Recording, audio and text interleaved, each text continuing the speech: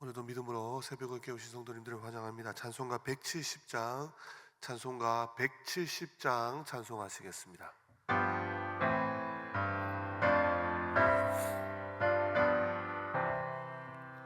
내 주님은 살아계셔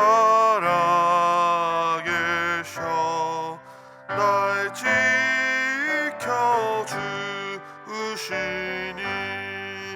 그 큰 사랑 인하여서 나 자유 얻었네. 나의 구원 되신 주니 내 소망 되신 주 항상 나와 함께 하셔 곧 다시 오시리. 나를 거룩하게 하려 주 나를 부르니 주의 은혜 내게 넘쳐 주 뜻으리. 굳센 믿음 나 가지고 주 말씀 따르며 주님 다시 강림할 때 날 영접하시리.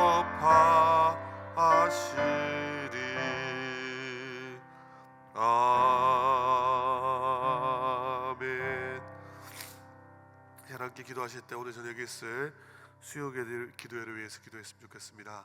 특별히 말씀 전하실 선교사님을 통해서 여전히 하나님의 나라가 확장되고 있고 하나님께서 일하시고 계신 우리가 바라볼 수 있도록 말씀을 통해서 은혜를 받을 수 있도록 기도해 주십시오. 담임 목사님과 교육자들을 위해서 영육간에 강건하며 하나님의 뜻을 늘 구하는 교육자들이 될 수 있도록 기도해 주시고, 열정과 감동으로 예배드리는 교회, 건강한 목장, 건강한 교회가 되어질 수 있도록 이 시간 함께 한 목소리로 기도하시겠습니다. 아버지 하나님 감사를 드립니다. 우리 하나님 수요 기도회를 우리에게 또 준비해 주시니 감사를 합니다. 말씀 전하시는 선교사님 기억하여 주시고 우간다에서 하나님 나라의 확장을 위하여 수고하는 애쓰는 선교사님의 사역 보고와 선교 보고들을 들을 것입니다. 아버지 하나님 우리 마음에도 구령의 열정이 회복되는 시간 되게 하시고 영혼 사랑하는 마음이 회복되는 시간 될 수 있도록 도와주시옵소서. 땅끝까지 복음 증거하라는 주님의 마지막 명령이 우리 마음에 하나님 다시 한번 새겨질 수 있도록 도와주십시오. 담임 목사님 기억하여 주십시오. 하나님 아버지 지금 중도에 또 국내학교 선교로 나가 있습니다. 아버지 하나님 강건하게 하시고 거기서도 하나님 오늘 마지막 일정까지 모든 것들 예비하신 것들 잘 보고 돌아올 수 있도록 도와주십시오. 교육자들 기억하셔서 영육간에 강건하게 하시며 각자가 선 곳에서 하나님께 영광을 돌릴 수 있도록 인도하여 주시옵소서. 주님 시간마다 예배마다 열정과 감동이 식어지지 않게 하여 주시옵소서. 오 아버지 하나님 건강한 목장 건강한 교회로 나아가기 위하여 올 한해 달려가려고 하오니 주님께서 손잡아 주시고 목자들마다 또 목장마다 아버지 은혜를 부으시고 이를 통하여 하나님 건강한 교회로까지 나아질 수 있도록 VIP들을 보내어 주십시오. 기쁨을 잃어버리지 않게 하시고 모든 필요한 쓸 것들을 공급하시고 채워주시옵소서. 역사하시고 오 아버지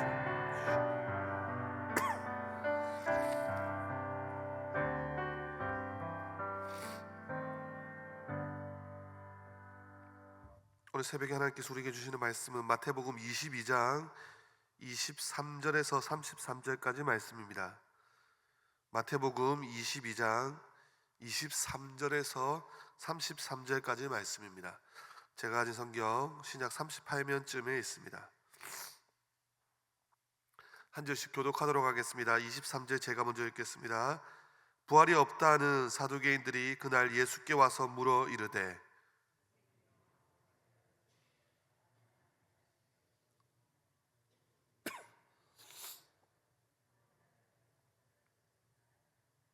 우리 중에 칠형제가 있었는데 맞이가 장가 들었다가 죽어 상속자가 없으므로 그 아내를 그 동생에게 물려주고 최후에 그 여자도 죽었나이다.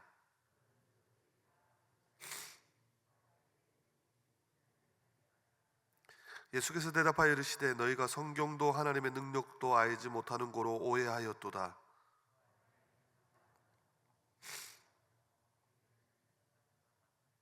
죽은 자의 부활을 논할진대 하나님이 너희에게 말씀하신 바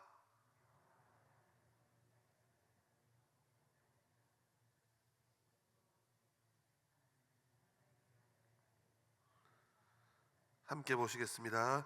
무리가 듣고 그의 가르치심에 놀라더라. 아멘. 미국에서 최근까지 예배 회복을 위해 소리를 높이고 있는 토미 텐이라는 목사님이 계십니다. 이분은 특별히 열정 있는 설교와 집회 인도로 많은 영향력을 끼치고 있는데 이분이 미국 교회를 진단하면서 그의 책 다윗의 장막이라는 책에 이렇게 얘기하고 있습니다. 미국 교회가 신앙의 힘을 잃어버린 이유 중에 한 가지가 이 목사님은 태도의 문제로 보고 있습니다. 다윗의 위대한 점이 무엇이었냐? 하나님의 임재를 갈망하는 열정적인 예배였다는 것이죠. 왕의 직분에 있는 신분이라는 지위가 왕이라는 신분이 하나님 앞에 서 있는 어린아이와 같은 순수하고 뜨거운 마음을 막을 수 없어서 언약궤 앞에서 기뻐 춤추는 모습, 이런 모습이 미국 교회에서 사라지고 있다는 것입니다. 그래서 굉장히 이성적이고 관조적인 예배만 남아 있다는 거죠. 저와 여러분들이 잘 알고 있는 씨 뿌리는 비유의 핵심은 태도의 문제고 토양의 문제라는 것입니다. 어차피 씨 뿌리는 사람과 씨앗은 동일하지 않습니까? 어떤 태도, 어떤 토양에 따라서 완전히 결과가 달라진다는 사실, 그 사실을 확인하면서 이 테니 목사님이 언급한 이 태도의 문제, 우리가 어떻게 하나님 앞으로 나아가고 어떤 태도를 가지고 예배하며 어떤 마음의 토양을 가지고 하나님의 말씀을 받는가가 너무나도 중요하다는 것입니다. 사랑하는 저와 여러분 성도님들, 저와 여러분들의 심령이 말씀이 뿌려질 때, 말씀의 씨가 뿌려질 때 30배, 60배, 100배 결실을 거두는 좋은 토양이 되어지기를 소망합니다. 마태복음 22장에는 예수님에 대한 태도가 사실 엉망진창인 사람들이 나오고 있습니다. 바리새인들, 헤롯 당, 사두개인들, 이 사람들은 주님으로부터 나오는 말씀을 똑같이 들어도 씨 뿌리는 자의 비유처럼 뿌리는 자와 씨앗이 동일함에도 불구하고 어떤 이는 그 말씀 앞에 가슴을 부여잡고 회개하고 진리를 깨달아 변화되지만 이 사람들은 가슴 속에 분이 올라오고 어떻게 하면 예수를 잡아 죽일까라는 그런 생각을 하고 있습니다. 바로 태도의 문제이고 토양의 문제라는 것입니다. 그렇다면 도대체 이들은 어떤 태도, 어떤 토양을 가지고 있었습니까? 반대로 적용하자면요, 저와 여러분들이 어떤 태도, 어떤 토양을 가지고 있어야 말씀의 열매를 귀하게 맺을 수 있냐는 것입니다. 지금 바리새인과 헤롯 당 사람들 그리고 사두개인들이 가지고 있었던 태도는 어떤 태도입니까? 또한 우리는 어떤 태도를 가져야 한다는 것입니까? 우리는요, 시험하고 논쟁하는 태도를 버리고 현재 주어진 일에 감사하고 누리는 태도를 가져야 됩니다. 한 번 더 말씀드리겠습니다. 우리는 시험하고 논쟁하는 태도를 버리고 현재 주어진 일에 감사하고 누리는 태도를 가져야 한다는 것입니다. 지금 이 마음밭의 토양이 좋지 않은 사람들은 듣기는 들어도 전부 시험하는 태도로 듣고 있습니다. 어떻게 하면 말꼬리를 잡고 논쟁하고 허점을 잡을 것인가라고 고민하고 있습니다. 특별히 오늘 본문의 새벽 읽은 본문의 사두개인들은 자신들이 가지고 있는 편견과 이성을 가지고 모든 것을 판단하고 모든 것을 재단하는 실수를 범하고 있습니다. 오늘 24절 이하의 말씀을 보시면요, 사두개인들은 이런 가정을 해놓고 예수님을 시험하려고 하고 있습니다. 어떤 가정입니까? 한 아버지가요, 아들을 낳았는데 실형제 아들을 낳았다는 것입니다. 여러분, 주르륵 7명의 아들을 낳는 확률이 그렇게 높겠습니까? 사실 높지는 않습니다. 그리고 혹 그렇게 낳았다고 생각해 보십시오. 순서대로 위에서부터 차례대로 죽을 확률은 얼마나 되겠습니까? 때가 되어서 나이가 많아서 죽는 것 말고는 결혼을 다시 해야 했으니 젊은 나이에 순서대로 이렇게 비명행사할 경우가 얼마나 많았겠습니까? 거기다가 차례대로 그 형수를 아내로 취하는 확률까지 더하면요, 사실요, 오늘 본문에 이 사두개인들이 말하고 있는 이 가정은 사실 확률적으로는 일어나지 못하는 일에 가까운 것입니다. 물론 불가능한 일은 아니겠죠. 그러나 현실적으로 일어나지 않는, 발생하는 일은 아니라는 것입니다. 그렇다면 이 사두개인들이 가지고 있는 잘못된 토양은 무엇입니까? 여러분, 일어나지도 않을 일을 부활은 없다라고 생각하는 이 기준을 가지고 만들어낸 이야기라는 것입니다. 다시 말해 논쟁하기 위해서, 시험하기 위해서 지어낸 이야기라는 거죠. 여러분, 더 큰 문제가 무엇이라면 바로 그렇게 자신이 만들어내고 지어낸 이야기를 가지고 이들이 천국을 설명하고 하나님을 설명하려고 했다는 것입니다. 이것을 조금 어려운 말로 이렇게 표현할 수가 있습니다. 억측의 죄. 억측의 죄. 욥의 세 친구들이 범하였던 잘못이 바로 이것입니다. 억측의 죄. 네가 이렇게 고난을 받는 것을 보면 틀림없이 하나님으로부터 큰 죄를 지었기 때문입니다. 고난이 오는 것은 무조건 죄를 지어서 그렇다. 자신이 가지고 있는 신학적인 견해를 가지고 모든 상황을 설명하고 고난을 설명하려는 잘못을 저질렀다는 것입니다. 이렇게 자신만이 가지고 있는 논리, 자기들만의 틀에 갇혀있던 사두개인들에게 예수님께서 뭐라고 말씀하십니까? 우리 좀 기지만요, 29절부터 32절까지 한 번만 더 읽겠습니다. 29절부터 32절까지 시작. 예수께서 대답하여 이르시되 너희가 성경도 부활 때에는 장가도 아니가고 시집도 아니가고 하늘에 있는 천사들과 같으리니 죽은 자의 부활은 오라진데 하나님이 너희에게 말씀하신 바 나는 하나님의 아브라함의 하나님이요 이삭의 하나님이요 야곱의 하나님이로라 하신 것을 읽어보지 못하였느냐? 하나님은 죽은 자의 하나님이 아니요 살아있는 자의 하나님이시니라 하시니 너희가 하나님의 능력도 알지 못하는 거로 오해하였도다. 무슨 말입니까? 너희가 생각하는 것보다 하나님은 훨씬 더 크고 놀라우신 분이시라는 것입니다. 너희들이 가지고 있는 이성과 생각을 가지고 판단을 가지고 하나님을 규정하고 천국을 규정하고 성경을 판단하지 말라는 것입니다. 사랑하는 성도님들, 만약에 천국이 우리가 상상하고 생각하는 정도의 천국이다, 여러분 그런 천국이면 그래도 가고 싶으십니까? 고등학교 때 제 친구 한 명이 제게 이렇게 얘기했습니다. 요서봐, 천국 가면 매일 찬양만 하고 매일 예배만 드리고 매일 열매 따먹고 너무 지루할 것 같아. 여러분, 이런 식으로 우리가 이 땅에서 가지고 있는 잣대, 이 땅에서 가지고 있는 기준을 가지고 천국을 말하고 하나님을 논할 때가 너무 많다는 것입니다. 이런 것들이 어쩌면 전부 하나님의 말씀의 열매를 거두지 못하게 만드는 토양이라는 거죠.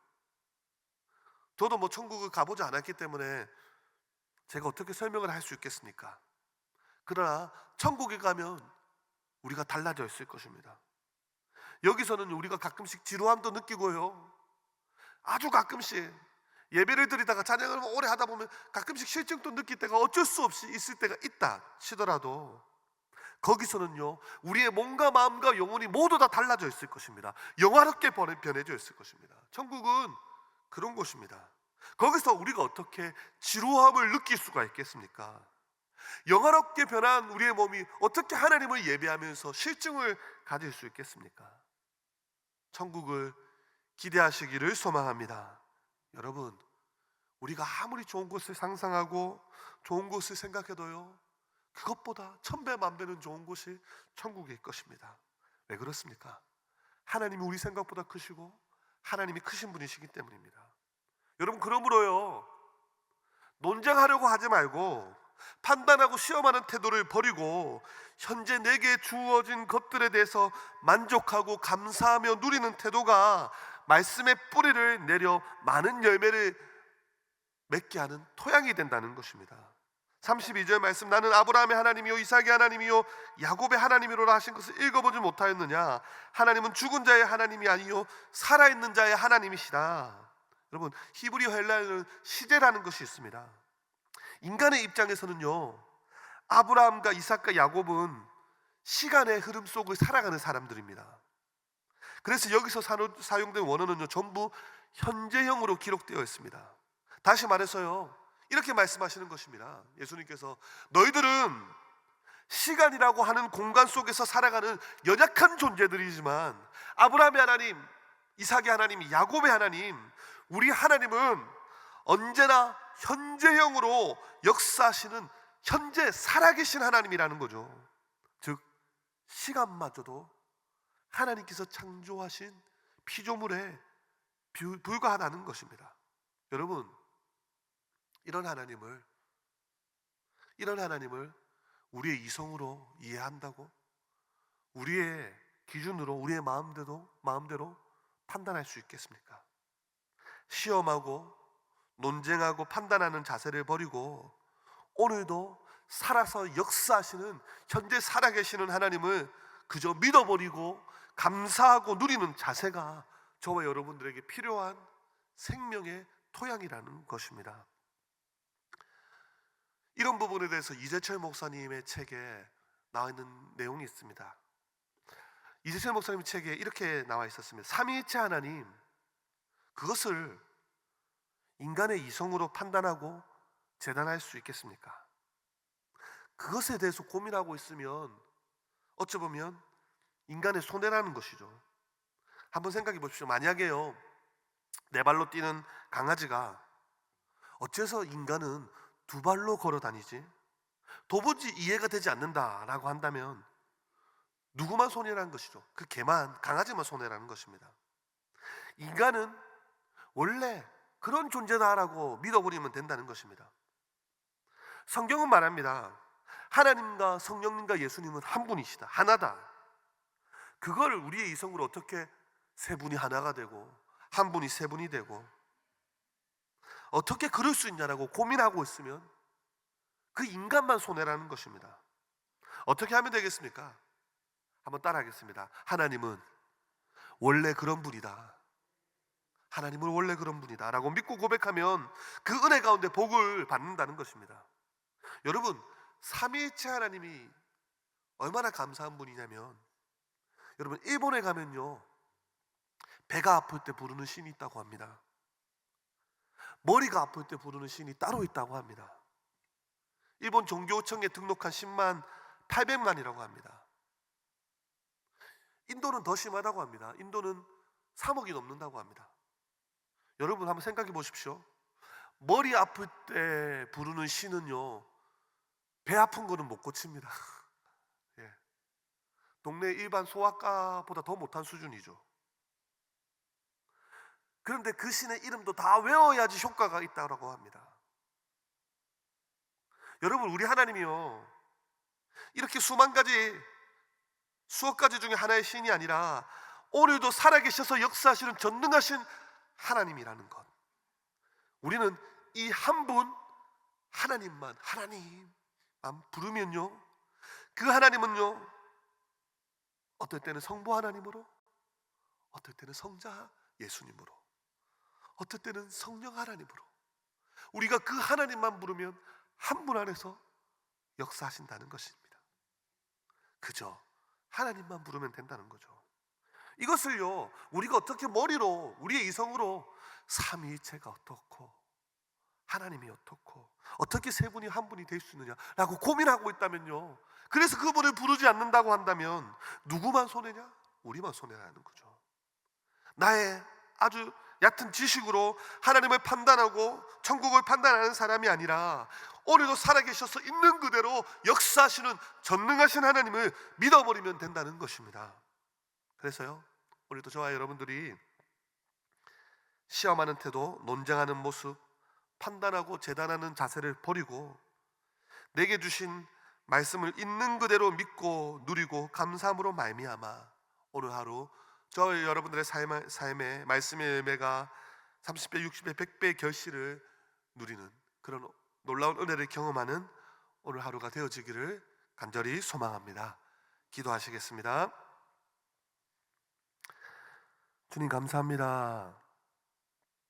오늘도 살아계셔서 역사하시는 전능하신 하나님을 아버지라 부를 수 있는 은혜, 하루를 시작하며 그 하나님 앞에 믿음으로 나올 수 있는 은혜를 주시니 감사를 드립니다.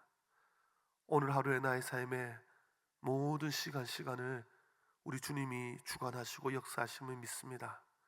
오늘도 우리에게 주어진 시간을 살아계신 하나님 앞에서 믿음으로 살아갈 수 있도록 주님께서 성령으로 우리를 인도하여 주시옵소서. 이 새벽에도 기도의 소원을 가지고 나왔습니다. 우리의 마음의 중심을 감찰하시는 하나님, 우리의 마음의 생각을 하시고 우리의 처한 상황을 다 아시는 하나님께서 너무 더디 응답지 마시고 속히 응답하셔서 기도하는 하나님의 백성들에게 기도의 응답의 기쁨을 누리게 하시고 기도의 즐거움을 체험할 수 있도록 인도하여 주시옵소서. 감사를 드리며 살아계신 예수 그리스도 이름으로 기도드립니다. 아멘.